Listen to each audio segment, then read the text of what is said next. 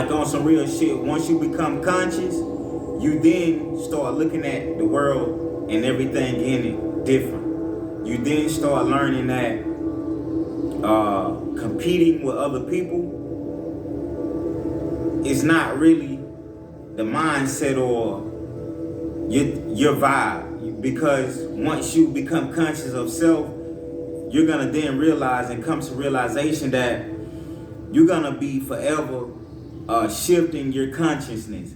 That means consistently changing self, because the longer you live, the more experiences you have, the more channels you get, the more you go to opening up, your conscience go to opening up. So once your consciousness kind of kicks in, you then realize there's an ongoing battle with self, period.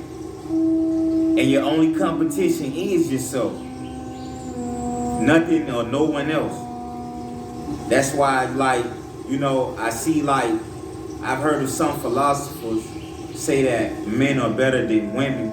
But as you, like, really analyze it on how men are brought up and how women are brought up, women are, like, kind of, how I look at it, women are the true observers. They observe. Like, women have more of a position, or women are brought up as true observers. So that means they'll have more intel and more knowledge than the men. Men are brought up to be kind of like the, you know, head of household, do all the work, blase, that whole rundown bullshit. So men are built to, like, kind of carry the heavy loads. Women too, but when it comes to that whole men versus women, I think there's no competition in either one of them. And I think that if it was, women will be in the forefront of leading, because they are more observers than they are hands-on. And they can be hands-on only if, you know, it wasn't suppressed in the beginning.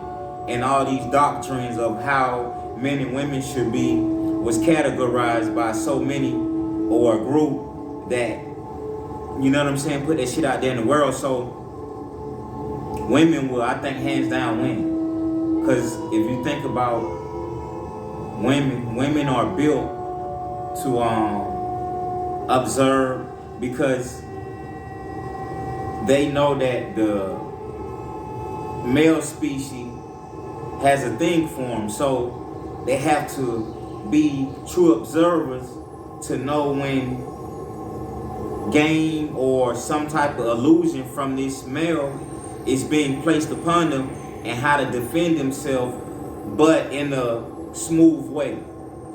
So they are built to kind of counterattack.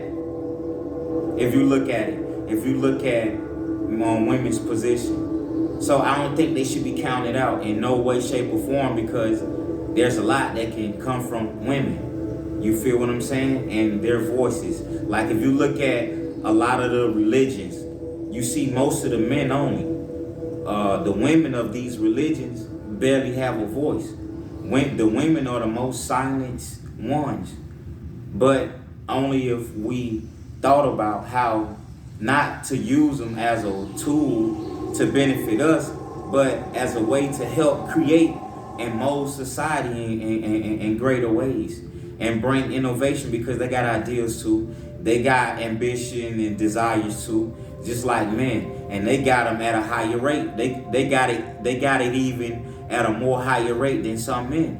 They just are suppressed by what the world thinks the women should be. Now, I agree that there's some a percentage of women that's just like, all right, I wouldn't even like give them a chance. But those who show that they ain't conscious of what it is, they'll stick out. And those who are, they'll bloom like a rose from the concrete. You feel me? So when people try to men versus women, women versus men, I think they're having a foolish analytical conversation, because men are not greater than women, women are no greater than men, but all and both sides bring and creates different things. It's evident that this is plain to see that this is how it's supposed to be. So what we got, we constantly create things. This is why we're here, to constantly create. This is why I got a problem with like government, because they're trying to control the mass, or they're trying to control society based on their engineering. Because if it ain't based on their engineering, then they don't make any money, because the human race is not following it. You feel what I'm saying? But when people go to following this shit, then that's when their plans go to work. You feel me? So creating and building your shit from the ground up is necessary and important. And it's gonna take a while, but fuck it. I think women should be fruitful, meaning, find the guy you're gonna be with in life and have plentiful of kids. Be fruitful of kids and build your own organization. That's how it really should be. But it's so controlled, based, centralized, and matrix that the control is being controlled by only those who have that ability to control it. Facts.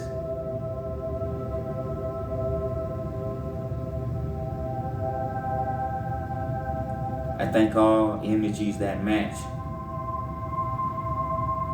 and that speaks to each other is a ancient language. Because once you become conscious of consciousness, you then start treating people as a consciousness, meaning something to respect and something to always learn from and maybe gain something from. So you treat it in a way that it sticks around so you can learn. You treat it in a way that it constantly be something you are taking data from, because you are experiencing an experience from a different being. So you should always be taking note on beings, studying human nature. Because if you're not studying human nature, then you're missing out on the data that you're really supposed to be collecting. Real science of human nature. That's what we're supposed to be doing. Collecting all of this data and maybe transforming it in a way we can mold it and shape it. And sharing that knowledge, because information is key. And there's no need, if you got the information or certain information that others don't, you share it. Because one thing about information is, once you share information, you then attract those who gain knowledge, information, and wisdom, and you create a home base that is centralized on information, which gives direction and paths.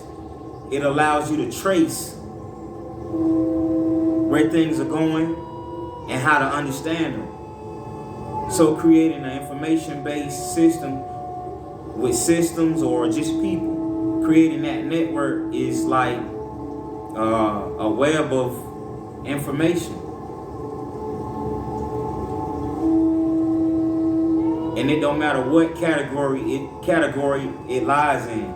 It's helpful somewhere, because for every category, there's something that fits to that situation, which then other people starts learning about what is this business, or what is going on, or trying to understand the data and the science of today's timing and how it is evolving into something that we need to further track meaning study and see where it's going, because if you're living, you then have to you then are involved in what's to come. So what's to come, you must stay in the know of that, at least a little bit. Dive into information, even if it don't have nothing to do with you.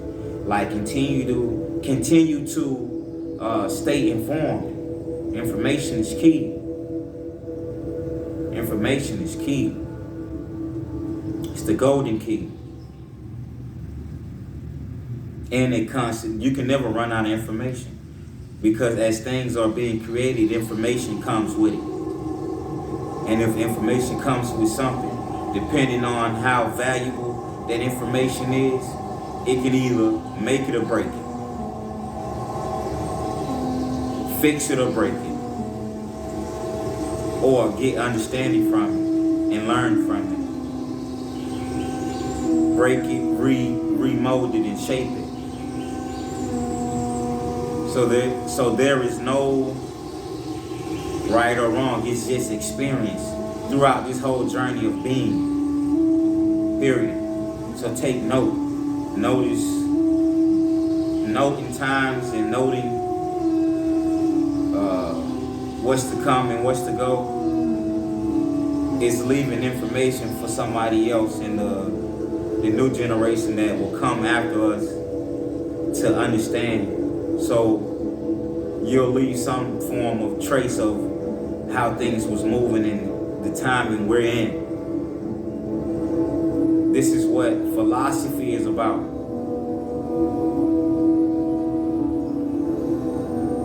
Sharing the philosophy of the times we're living in. And it doesn't matter, there's no right or wrong way. But if you're conscious of what you're living in, then you can share that. Because times, 50 years from now, times are going to be different. And there's a new generation that is going to come, and they're not going to understand or know exactly from a lot of people of what the times that we were living in was like. So all they stuck with is where they at now. If you take over a continent and wipe out all of its literature and its history, burn it all, then somebody can rewrite anything that the new generation that comes in will understand. So leaving traces is a good thing. This is all data science. Science and data. Philosophy. Journalism.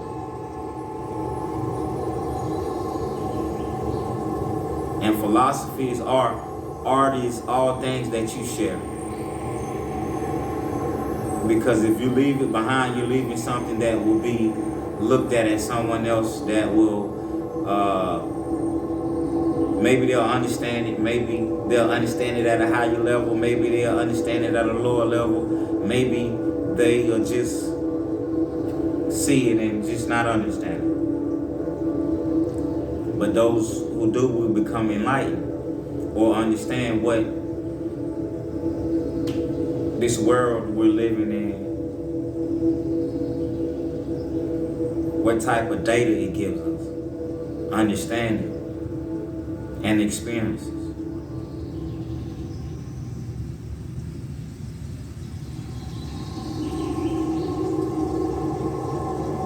Leaving traces for the next generation. Peace to all the gods and all the goddesses and those who are on the journey to being chosen, and all people are chosen.